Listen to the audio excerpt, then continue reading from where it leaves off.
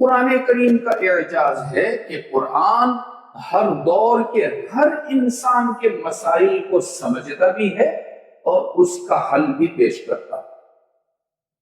کیونکہ یہ اللہ رب العزت کا کلام ہے اور اللہ اس بندے کا خالق ہے۔ اللہ سے زیادہ کوئی نہیں جان سکتا تھا کہ کس بندے کو کس زمانے میں کیا ضرورت پیش آنی ہے اور اس کا کیا حل ہوگا۔ حق تعالی نے ان 30 سپاروں میں دنیا میں آنے والے ہر انسان، اس وقت آپ دیکھیے تقریباً 8.5 ارب کے قریب انسان موجود ہیں، آج سے پہلے خرب انسان گزر چکے ہیں، اور آئندہ آنے والے زمانے میں بھی اللہ کے علم میں ہے کہ کتنے خربوں لوگ آئیں گے، ان سب کے جو بھی مسائل ہوں گے قرآن سب کا حل پیش کرتا ہے۔